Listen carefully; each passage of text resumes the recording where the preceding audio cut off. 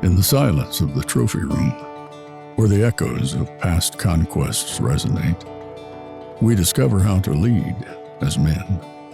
It is not solely about the trophies we proudly display, but the courage to learn from defeats, humbly lead, and forge a legacy worth more than any physical accolade. Together, we'll discover how to lead from the trophy room. Hey, welcome back to Leading from the Trophy Room. It has been fun to sit in and have some guests on this podcast.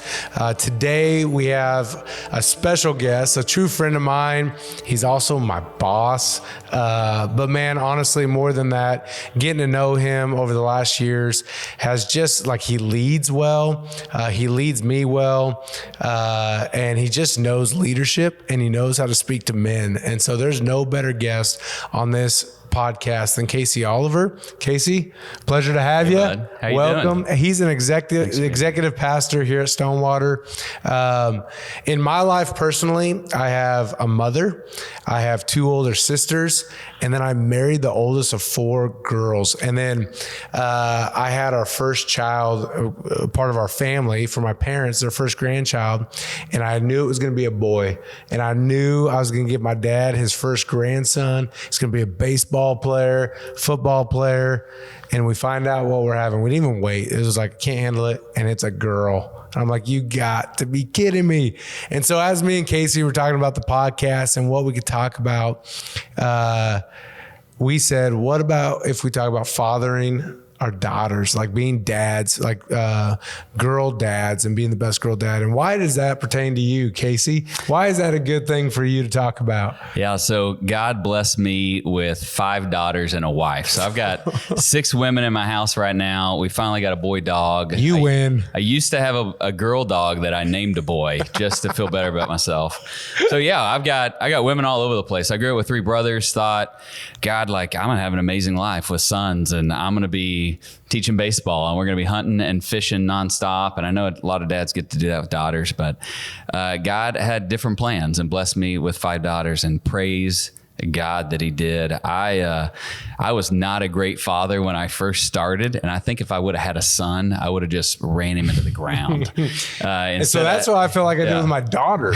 Like I was so excited about having a boy, and I knew boy things that I had my daughter, and she became like 3. And I'm like, let's go soccer. You're going to be the best ever. And she got out there and she looked like she had no clue. She had 2 left feet. She didn't know, and I didn't know what to do with this thing. Like, oh, she might not be into sports. She not like, what do I do? Like I now have a foreign exchange student who's 16, female, living with us, and my daughter who's 13. I'm dealing with emotions. I'm not dealing with my sons. Like as a father, like what's the first thing if I'm having a daughter for the first time, or she's 13 years old, like what's some tips you'd give me? It's great. Yeah. So one, I've got 5 girls that are right now 17, 15, 14, and twin 9. So we did, of course, little kid, we're kind of into an older stage, and it's been really neat to see some of the seeds that we sowed when they were really young and how those things are coming to fruition. The first thing I'd say is a lot of people have this, oh my gosh, you have these teenage daughters. Like, what's this world like? And really, it's no different than having a wife. So like men, like when you think about raising your daughters, I think a big thing to remember is they're just little versions of your wife. So when you think about what it means to be married, like their emotions are constantly changing. You're constantly leading and serving your wife. Her needs are changing. It's like this crazy animal that you don't know how to navigate pretty much day in and day out. They can affect your emotions in many ways. You know, one day they think you're a hero. Next day they're like, what am I doing with you? You know? And so your emotions can really go up and down if you allow them. So I think the first thing to do is really realize these are just little versions of future women. And so these little girls aren't there for you. Like they're not there to meet your emotional needs. They're not there to give you a buddy to be in the blind with, although they may be. They're not there to fulfill anything that you would have. You are going to give your life to them. Like you're going to serve them and lead them in every way.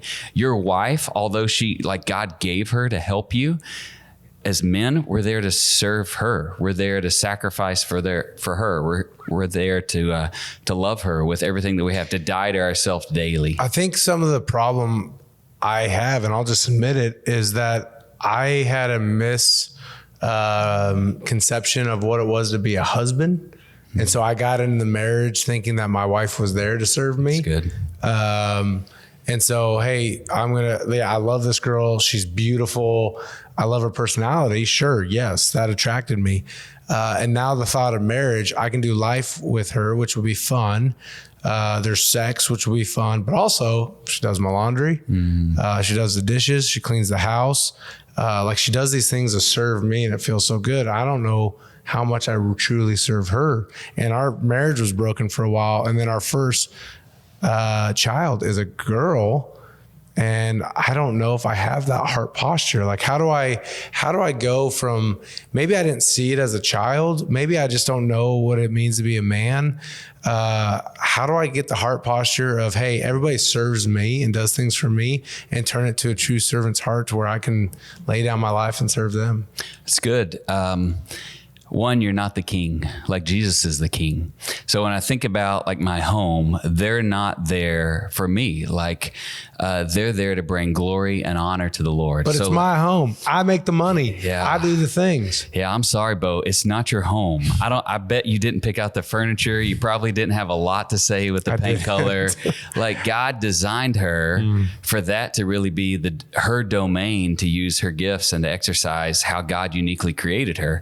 So you're, in a sense, a visitor or a guest in her home. Now, you're the spiritual leader of your family. You're responsible for the character, you're responsible for the values, you're responsible for what this home is going to be about. But man, she's really designed to create a place, a home. You don't make a home, you build a house, but she makes it a home. And I think women would resonate with that. Men would say, yeah, I wouldn't have a clue. We've heard a lot about bachelor pads, like they're scary places. And so, but a woman can make a home. So I think when you think about girls in your home, they're not there for you. Like you are there for them. They're there to bring God glory, to represent the beauty of Christ. You're there to set them up to do that. Your job is to hold them up such that when the world sees them, when your neighbors see them, when your coworkers see them, when they're on the ball field, when they're in school, like people look and say, oh my gosh, like I see Jesus in them. Whatever that is absolutely incredible. So you're going to live your life serving them, leading them, such that you can hold them up to best represent the beauty of Christ. Like they're like and many times the best parts of Jesus. Like we hold them up and say, hey, everyone, look at how good God is, because you see this love and this mercy and this grace and this goodness in these girls. So as I see the girls that are in my home, I would love to have a buddy day in and day out. I love it. If my wife gives me a compliment, like I can jump to the ceiling. If my daughters encourage me, I can fly, And so like that can become a drug or a need of, hey, little gals, like, look how awesome dad is. Look what I can do. King of the castle, this place, and man, I've just said, I want to die to myself daily in order to serve you in every way, such that Christ is seen in my home, not by how powerful I am, but how beautiful you are. And then I think about, we interact with a lot of men, a lot of ladies as pastors on staff who are just hurt and broken from not having great dads who provided protection and safety and security. So in the home, like you really have a role to create, to make that home be a really safe place. And so as a leader or as a dictator, as an authoritarian, it's tough for little girls to feel safe in your home. And I'm talking a little girl that's 4 or a little girl that's 16, or maybe even there's areas of your wife that are little girls in there, and they need to feel safe in the home. So you've got to be able to bring safety while also bringing protection. I did a teaching one time, just talked about when you're inside the home, you got to look like the rest of the home, but the outside has to be brick and stone and mortar to protect from the things that are coming outside of your home. So it's just about being super safe for your girls. I think that's the hardest balance for a man, is like, we don't know where the brick stops. Yeah. Like we're just brick throughout, and we bulldoze and we run over and we're hard because we just feel like that's what you're supposed to do. And really, I think the damage that we're causing in our daughters and our wives is not being a representation of how Christ is to us. You know, in the Bible, it calls us to love our wives like Christ loves the body, which is a love that we don't deserve, and to really lay down our life for them. And I know in my life, like personally, could be a lot of brick. I can be a lot of brick. I can be real hard. I'm hard on myself. So then I'm hard on them. And I think I'm adding protection, and I think I'm adding good. And really, I'm just walking all over. So from zero. Can I share something right in there? So one, you talk about, hey, how do I, be different or not be the brick within our home? I think often men say, hey, I'm normal and you guys are weird. Yeah, like you ladies are different. Can't figure you out. Girls. Emotions. What's God blessed me with is in my home of 6 women, I'm weird. Mm-hmm. And so just the mindset when you walk into your home, like, hey, I'm the weird one and you're the normal one. Mm-hmm. So they look as much like God as we do. They mimic Christ just as much as we do. Really, the best picture of God is 2 healthy men and women together representing Christ. And so their attributes are as much like God as I am. So how can I celebrate that? And how can I recognize that I'm weird? And if I'm weird, that means that the way they interact is more normal than me. And so how can I acclimate to them? Meaning, if they're going to sing and dance, guess what? I do a lot more singing and dancing than I ever thought I would do. If they're going to be a little bit of an emotional roller coaster and they're going to get super excited about something and super sad about something, I'm about as steady as it gets. I'm about as boring as it gets. But when I'm around my girls, oh my gosh, I want to get excited with them. Or, oh my goodness, I'm going to be so sad with them. So just the thought of, hey, when I walk into my home, it's not everyone acclimate to me. It's how do I acclimate to them? How do I begin adjusting to where I speak their language, I interact emotionally with them, and I just recognize I'm the weird one. That's in that good. home, not them. Hey, if from 0 to 10 years old, my daughters, is it different? Am I a different dad? Am I fathering differently than from 11 to 18? Yeah, absolutely. Your character doesn't change. The way you love them doesn't change. It's just what you're teaching them and your delivery. So you got a 4-year-old girls soccer team. You're going to talk to them really differently than you would a 16-year-old girls soccer team. So like as a dad, you're just a coach and you're figuring out how to motivate your girls to continue to grow, how to give them confidence, how to have them take more risk and address their fears and be a great teammate. And like, that's the best analogy I have is what would a great coach do? Yeah. So when I got a bunch of little girls trying to play soccer, one, my expectations are a little different. I'm just hoping they get their socks on and their cleats on. And that's the perspective I want to get to. I think my expectations are too high. Yeah. Another great thing that we say with our girls as we're parenting them, and this goes for all kids, is if I have a 4-year-old, I'm not trying to make it the next best 22-year-old. I'm trying to help her be the greatest 4-year-old she can be. And then guess what? When she's 5, I'm going to try to help her be the greatest 5-year-old. When I see my 9-year-old lie, I think, they're going straight to jail. We have no chance. How could you lie? You stole candy out of the pantry. Like, you're going to be robbing stores tomorrow and I'm going to be bailing you out of jail. And then I just kind of take a pause and like, oh, you're 9. Like, you're dumb. You're not very smart. I'm supposed to coach you when you're 9. And so I just want to help my 9-year-olds be great at being 9. And I want my 16-year-old or 17-year-old now who thinks she's 25 to just remind her, hey, I just want to help you be the best 17-year-old you can be. And then when you turn 18, I really want to help you be the best 18-year-old you can be. And I think if we have that kind of mindset of how can I help them be the best version of who they are today, knowing God's going to continue to grow them. God's going to continue to mature them. I don't need to panic. I don't need to say, okay, I got to teach you these 3 things over the next 2 years. Now I'm just constantly coaching to help them be a better version of who they are right then. That's good. You're hitting home with me pretty bad right now. I think I think the opposite. And it's so bad. Like, I see the destruction it causes. Like, I want my 9-year-old son to be mature like an 18-year-old. Yeah. Like, come on. Like, I'm going to call you up. I'm going to raise you up. I need more. Like, if you're not getting better, what's wrong with you? Why are you on the couch every day watching YouTube and playing your game and drinking a milkshake? Grow up. Go do something. Man, that's so good to remember. Yeah, I'm really glad God's been patient with me. You know, like, he looks at me, I'm 42 right now. And I would think he would say, gosh, I thought you would be further along. You know, like, I thought you would act like a 42-year-old. And many times I feel like there's parts of me, they're like, man, I'm a 16-year-old scared boy in certain aspects. And, but God's just been incredibly patient and said, hey, how can I help Casey? I feel like this is how he leads me. Like, what does Casey need to grow in today? Like, what am I going to help refine him in today?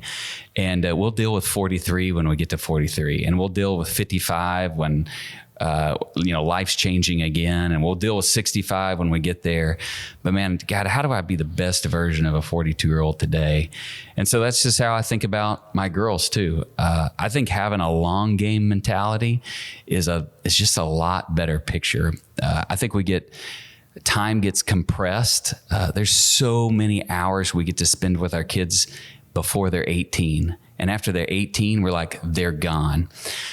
They're not gone. Like, our kids don't leave. Relationship change, time changes, but you're still dad. And so I want to be doing things for my 9-year-old today that allows me to still be their dad when they're 45 or when they're 35 and their life's wrecking out, or when they're 22 and they've got all kinds of pain. What can I do today to help them grow? But what can I do today to sow into that relationship that I continue to be dad for the rest of their lives? Like, I'm never going to stop being their dad. I'm going to stop speaking. I'm going to speak different things to them all along the way, but I'm their dad. And so if I think, man, I'm going to live to 60 or 70 or 90 years old, gosh, I want to be dad till I'm 90. So just having a long game mentality, I think, takes the kind of the air out of the balloon a little bit and allows you to breathe and be gentle and walk slowly and be patient and just decide, gosh, I don't want them to peak at 18 when they leave my house. Like, they're not gonna. What are they going to look like when they're 30 and they're getting married and maybe having their first kid? What are they going to look like at 45 when they're trying to figure out their career and what they're going to do? What are they going to be like when they're 50 and, they're entering into a new stage? And so how can I play the long game with them? That's really good. Speaking of marriage, my daughter is going to be 14 this year and in the next month. And boys are starting to come around. They're interacting with boys. I'm kind of hitting the panic button a little bit. I'm freaking out. I don't know how to do this texting thing, phone call, going to school, going to restaurants, and maybe going to someone's house. How do you manage the tension of our daughters starting to step into a relationship with men? I know how I was as a young boy. It scares me knowing that boys might be thinking like I was. And so I feel like I cast fear without even knowing before it even happens on my daughter. I struggle with that. That's good. One, like, all kids are liars. Like, every kid's a liar. They're just not, at 16, they're not designed to tell the truth. And they're just broken, small human beings that are being refined by Christ. So my expectations for them aren't that they're going to be perfect in any way. And that goes for my daughters or the boys that they're pursuing. So I think it starts first with, how do I bring security to my daughter in who she really is in Christ, the value that I see in her, the character that I see in her, how much I love her regardless, what grace really looks like. I think as men, we struggle with receiving grace. We got a lot of dad stuff that has made it hard for us to really receive grace from our kids, from our dads. And so how can I be a father that just gives incredible grace to my girls, where they really know, hey, this guy's going to be with me. Again, the long game. Like, dad's going to be with me for the next 40 years. He's not just going to be with me for the next 2 years or 4 years before they move out of the house. So extending grace, I think, is huge when you really are talking about interacting with boys. What I want my daughters to begin to practice some skills of engaging with the opposite sex. Like, I need to teach them like, hey, you want to try to be attractive in order for this guy to find a mate, like I need you to get married and move out of my house.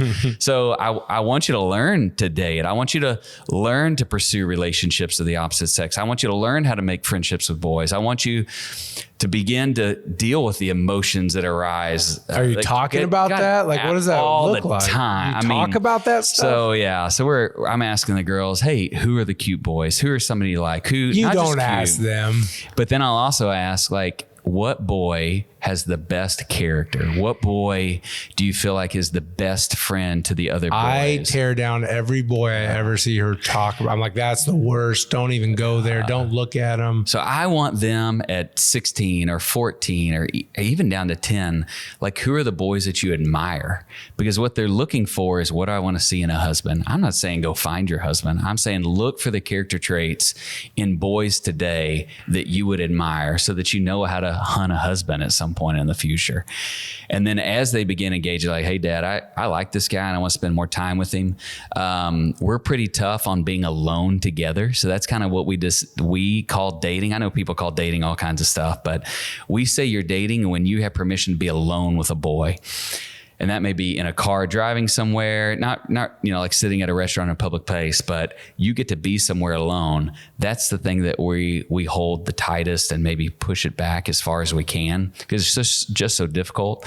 But as they're engaging in relationships with boys, what I try to convey to my girls is not, hey, this guy's an idiot and here's all his awful thoughts and I know what he's really thinking about you, all the stuff I thought. Instead, I say, hey, just only give him the amount of trust for his age. So if this is a 16-year-old boy, you should trust him like he's a 16-year-old boy. And he may be the best 16-year-old boy you know. He may be the most trustworthy 16-year-old boy you know. He's just 16 and he's an idiot. And so, like, only extend to him trust that would be wise for a 16-year-old boy. Be crazy about him, enjoy him, spend time with him, but you should only trust him like you would trust a 16-year-old. My daughter's 17, has a 17 about to be 18-year-old boyfriend, and I think he's awesome. He's a great kid, and he's 17. So I'm just teaching her, hey, you're gonna see things in him. What I hope she sees in him are like potential or character traits that are going to develop over time. Not, hey, he should be acting like a 25-year-old or a 30-year-old. No, he's a good version of a 17-year-old. And so just remember, only trust him like he's a good version of a 17-year-old. He's going to do boneheaded things and it's going to hurt you and you're going to be disappointed. But in the end, you shouldn't expect something different from a 17-year-old. So I think that's the role of a dad, is to really protect their hearts. It's not don't give it away, don't have connection. It's only give away what's wise to give away to a 17-year-old. That's good. And that's really, I think, the barometer of how you hold things back. So why do we get out of perspective? Where do we get off? I feel like I've been off as a father before, where I get in my own feels, I get into control issues.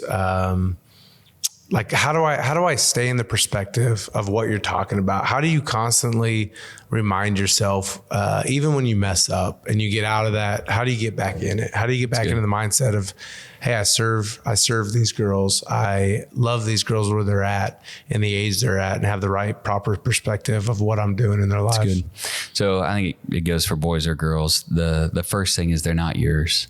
Like, we teach that from the very beginning with child dedication. These kids are the Lord's. Like, they're his kids. You're trying to lead them to the Lord. You're trying to have them, accept Christ in their life, where the Holy Spirit literally dwells in them, and they are sons and daughters of Jesus. Like, they are the Lord's kids that he's given you a responsibility to steward simply for this time while you're on earth. And so, one, these aren't mine. Like, these are yours, Lord. And so I better treat them, care for them, hold them up, protect them, cherish them as if they're your kids and not my own. I think that goes back to that selfishness of, they're not here to serve me. They're not here to build my name. They're not here to help me with my reputation. I'm going to serve because they are the Lord's in every way. And so, God, I want to man, if a buddy loans me his lawnmower, dude, I'm taking care of it. Like I'm sharpening the blades. I'm filling it up with gas. Have you ever actually sharpened the blades of a launmower? Absolutely. I never have. Is that bad to say? I'm just not surprised, but that's okay. Oh my gosh, unbelievable. So man, like if something's given to me, I'm going to give it back better than when I got it. Scripture talks about your wives, like you return them blameless to the Lord. And so I want these girls to be blameless. I want these kids to be the Lord's first. And then I think something else specifically with girls I think is really personal. Boys, it goes with too. Like anything they're experiencing isn't about you. Like it's not personal to you. So often we're like, gosh, their attitude is bad. How'd you come in my home and you feel this or you feel that? Or I can't believe you talked to me that way. Just stop taking things personal. It's like they're not even thinking about you most of the time. So the ability to be unoffendable in your home, I think is a really big deal, especially for girls. When they go to school, they've got to have their emotions in check. They've got to figure out how to have friends. They've got to not show anger because, if you're in high school and you cross ways with somebody, you may never talk to that person again. Like it gets bad in a hurry. So they want a safe place they can come home and let all that crap out of them. And they need a place to where you're simply saying, hey, I can't be offended by you. I'm here to serve you, love you. You're the Lord's. There's nothing you're going to do to hurt me in any way. You're not going to spin my emotions up or down. So not being offendable, I think is a really big deal that helps you stay grounded and you keep level-headed and you say, hey, you don't get to affect me. And then also just really realizing that they're his kids. They're not your kids. That's good. I've been around your family. And I didn't just have you on this podcast because you have 5 girls, but your girls are amazing. You're a good father. They have fun. They know how to speak to other people. Like that's a big thing that represents just they're comfortable in their skin. I've heard them talk about boys, and it's just very mature, and they're open about it. And so man, you're a good dad. Thanks, bud. Guys that are listening, I think what we're talking about is just mature parenting. And I think a lot of times we just are in the immaturity of our flesh and we react or we parent in that.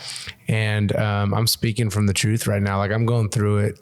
I have a 9, an 11, a 13, and a 16-year-old right now. And we're trying to do our best. And it's all happening. Emotions with girls and boys at this age is just wild. And so one day you feel like the best parent and literally 12 hours later, you're like, I'm the biggest failure in the world. And if this sounds at all familiar at home, like I'm going to go back and listen to this podcast to be reminded. These are just reminders of what we're doing. I had one other question. You talked about the long game. What is the long game? Like I know you talked about returning her like you got her, like this blameless daughter that was given to you back to Christ. But like, what's a 25-year-old daughter or a 35-year-old daughter? As a parent, I have a 13-year-old. What's my perspective? Like, what am I shooting for? It's good. So one of the greatest gifts that we came across as a family, we got to go to a family camp, Pine Cove Family Camp. This was back, the girls were 6, 7 years old. And there was a 22-year-old counselor, a girl counselor that was kind of assigned to our family.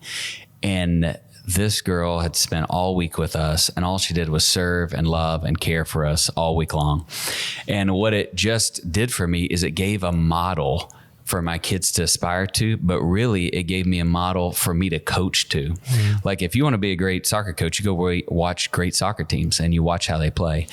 Well, you need models. You need people that you can say, okay, I see amazing qualities and character in this 25-year-old young woman.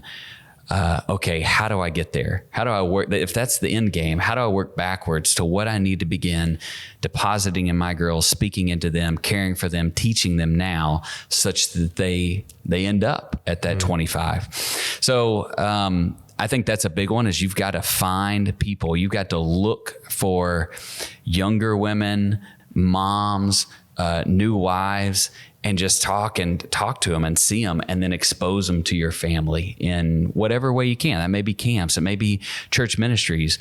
We're launching a young adult ministry. We've launched, and it's here at church. Man, I'm looking for 24-year-olds, not for me, but to give my daughter a picture of what it looks like to be 24 and pursuing the Lord. So I think it's one of the great things about church and having a multi-generational church. Are you saying that I don't do all the parenting in my daughter's life? No, they absolutely have influence, and it gives you encouragement of hope that the seeds that you're sowing now are going to pay off. Like, this is possible. And I think the other thing when you talk about long game, you just don't stop. Like you don't stop parenting at 18. You keep parenting. It changes, but you're constantly investing in them. Casey, I appreciate you, man. Thank you for coming on here, giving us some parenting nuggets. What I'm hearing, this is for daughters and sons. I think we get in our way of being the perfect parent, of having the perfect kids, of having successful kids, and we need to do it now. And what I heard today is we need to have the heart posture when we walk in that door after work, when we get home tired, of that we're there to serve them. They're a gift to us. And we play with the long game in mind of just loving them where they're at, knowing, hey, an 11-year-old should act like an 11-year-old. And you need to treat an 11-year-old like an 11-year-old, not a 20-year-old. Those are some things I got that I'm going to take into my marriage and I'm going to take into my kids. Guys, we're after the trophy of being good parents. And I hope this is a good representation of what that looks like. Thanks for joining us. We'll see you next time. Thanks, man.